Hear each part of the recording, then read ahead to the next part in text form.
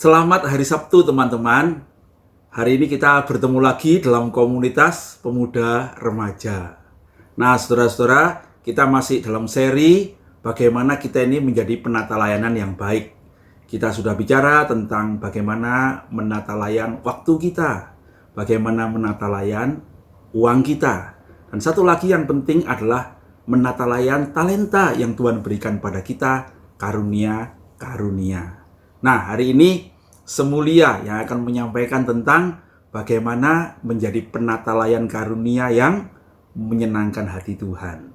Ya. Nah, saya ingin mengajak kalian menyanyi sebuah lagu yang berjudul Berikan Terbaikmu.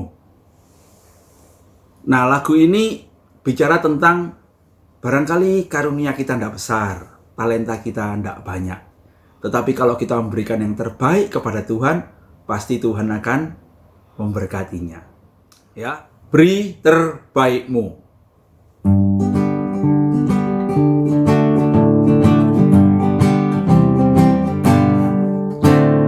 Tuhan memanggilmu, hai dengarlah. Apapun yang terbaik, ya berikanlah, dan jangan kau kejar hormat semu. Muliakan saja Yesus Tuhanmu. Tiap karya diberkatinya,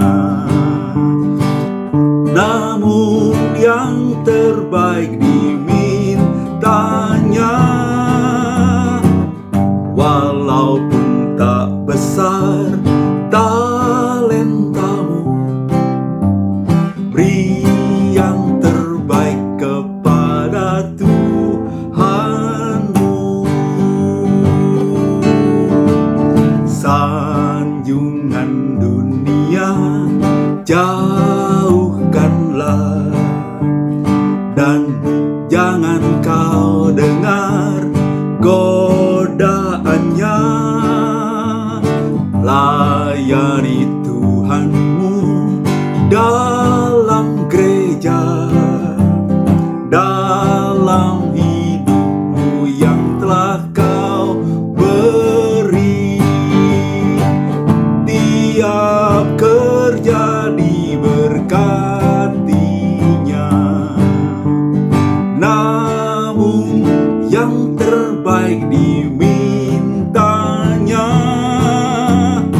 Walaupun tak besar talentamu, beri yang terbaik kepada Tuhanmu.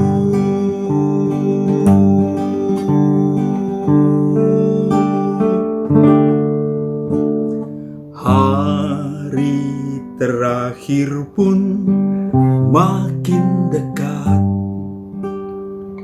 Mantapkan langkahmu, jangan sesat. Sungguhlah janjinya takkan lenyap. Bawa mahkota milikmu tetap. Tiap karya diberkatinya, namun yang terbaik dimintanya. Walaupun tak besar talentamu, beri yang terbaik kepada Tuhanmu. Walaupun tak besar talentamu, beri yang terbaik kepada Tuhanmu.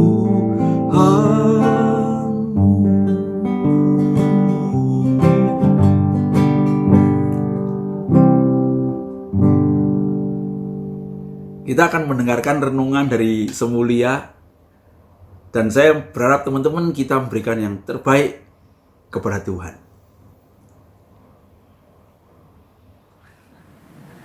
Halo teman-teman semua, kita adalah murid Kristus. Sebagai murid Kristus, kita harus belajar, tidak bisa tidak. Kali ini kita akan belajar tentang karunia roh. Karunia roh adalah semacam kemampuan. Bicara tentang kemampuan, kita akan takjub terhadap ciptaan Tuhan yang namanya manusia.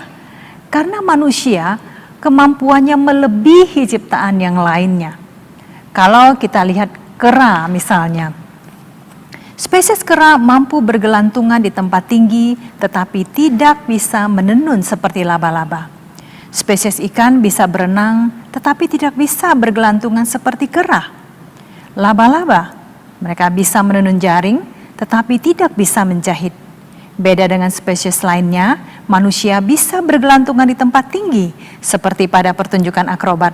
Manusia bisa berenang, bisa menenun, bisa menjahit, bisa bernyanyi, bisa menari, dan masih banyak kemampuan lainnya lagi. Dari mana datangnya kemampuan-kemampuan itu? Tentunya dari Tuhan Allah yang menciptakan kita. Cuma mengapa ya Tuhan memberikan semua itu kepada kita? Untuk apa? Kita tahu tujuannya dari perumpamaan yang Tuhan Yesus ajarkan kepada kita tentang talenta. Di dalam perumpamaan itu kita tahu bahwa Tuhan memberikan kepada kita modal yang sangat besar nilainya untuk kita kerjakan, untuk kita kelola, untuk kita kembangkan. Dan suatu saat nanti Tuhan akan datang untuk mengadakan perhitungan dengan kita. Karena itu kita harus mempergunakan semua kemampuan kita dengan baik dan bertanggung jawab. Dan ketika Tuhan mengadakan perhitungan, maka hasil akhir perhitungan itu akan menentukan bagaimana kesejahteraan kita di dalam kekekalan nanti. Kemampuan manusia terdiri dari bakat, pembelajaran, pengalaman, dan juga karunia roh. Yang akan kita bahas kali ini adalah hanya karunia roh saja. Apa itu karunia roh? Mengapa kita diberi karunia roh? Siapa saja yang diberi karunia roh? Dan bagaimana kita dapat mengenali karunia roh? Sekarang kita masuk ke dalam apa itu karunia roh. Karunia roh adalah pemberian roh Allah yang merupakan kemampuan khusus bagi orang percaya. 1 Korintus 2 berkata, tetapi manusia duniawi tidak menerima apa yang berasal dari roh Allah, karena hal itu baginya adalah suatu kebodohan. Jadi, manusia dunia tidak menerimanya. Bakat atau talenta diterima orang pada kelahiran pertama, tetapi karunia roh diterima orang pada kelahiran kedua, kelahiran kembali oleh roh. Tentang rupa-rupa karunia roh, kita dapat melihatnya di Roma 12, 1 Korintus 12, dan Efesus 4. Allah tentu masih memberikan karunia yang berkembang dari yang tercantum di sini. Sekarang, mengapa kita diberi karunia roh? Allah memberikannya dengan maksud supaya kita mempergunakannya untuk saling melayani, untuk memuliakan Allah, untuk kepentingan bersama, untuk melakukan pekerjaan Allah. Mari kita lihat beberapa ayat ini. 1 Petrus 4, layanilah seorang akan yang lain, sesuai dengan karunia yang telah diperoleh tiap-tiap orang sebagai pengurus yang baik dari kasih karunia Allah, supaya Allah dipermuliakan dalam segala sesuatu karena Yesus Kristus. 1 Korintus 12, tetapi kepada tiap-tiap orang dikaruniakan penyataan roh untuk kepentingan bersama. Efesus 2, karena kita ini buatan Allah, diciptakan dalam Kristus Yesus untuk melakukan pekerjaan baik yang dipersiapkan Allah sebelumnya. Ia mau supaya kita hidup di dalamnya. Itu artinya kita semua dipanggil dan diperlengkapi agar dapat mengambil bagian dalam pekerjaan Allah. Sebab kita diselamatkan bukan untuk sit, tetapi untuk serve. Bukan untuk enjoyment, tetapi employment. Kata Yesus, bukan untuk dilayani, tetapi untuk melayani. Memang kita diselamatkan bukan untuk bersenang-senang, tetapi untuk bekerja. Walaupun begitu, orang yang benar-benar melakukannya bersama Tuhan akan menikmati kesenangan di dalamnya. Sekarang, kepada siapakah Allah memberikan karunia roh? Kepada kita. Sebab Roma 12 berkata, demikianlah kita mempunyai karunia yang berlain-lainan menurut kasih karunia yang dianugerahkan kepada kita.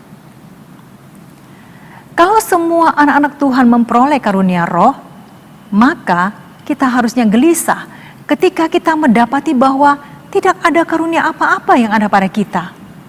Jangan-jangan kita memang belum termasuk kepada manusia rohani. Jangan-jangan kita belum lahir kembali. Kalau itu yang terjadi, maka kita harus mengambil langkah segera.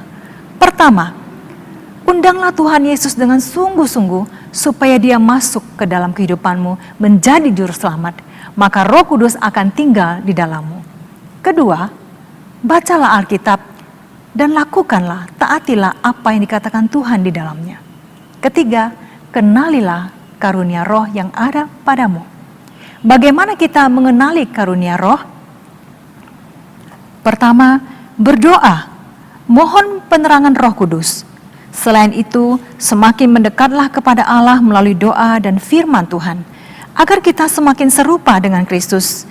Dan dengan demikian, kita semakin menyadari pemberiannya dan bagiannya bagi kita di dalam pekerjaannya.